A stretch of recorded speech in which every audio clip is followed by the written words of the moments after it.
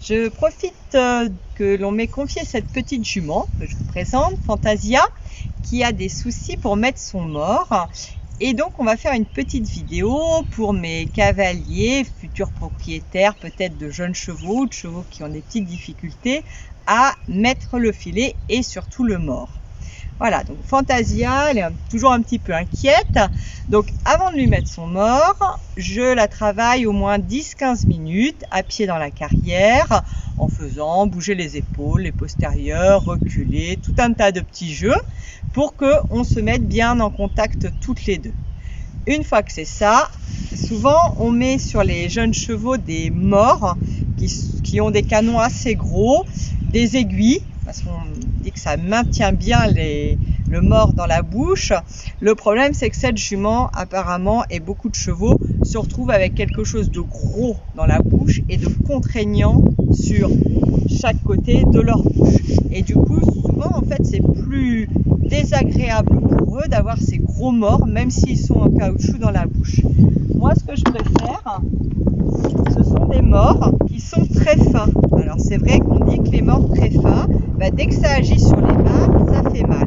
Mais là, le but du dressage des chevaux ici, c'est justement d'avoir le moins d'action possible sur le mors. Plus travailler poids du corps, assiette, jambes, voix.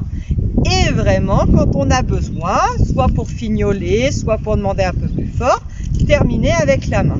Donc du coup, c'est pas gênant d'avoir un petit mors très fin qui va aller se loger dans les barres sans avoir quelque chose de gros dans la bouche. Alors on a d'abord appris à Fantasia, puisque dès qu'on lui voulait mettre le mors, elle partait en marche arrière. Donc on l'a détachée, on l'a mis au milieu de la carrière, de manière à ce qu'elle ne puisse pas se blesser. Et la première chose qu'on lui a appris, c'est que quand on met la main dans les oreilles, on est censé baisser la tête. Voilà, première chose, on baisse la tête.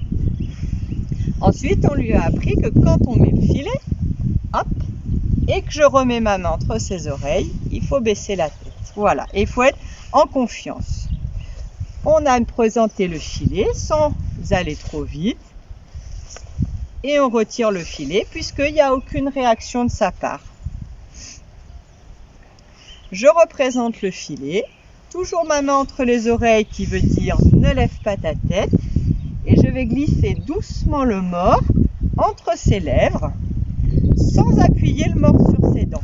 C'est à elle de prendre le mors et à fur et à mesure qu'elle le remonte, je monte ma main pour venir passer doucement les oreilles.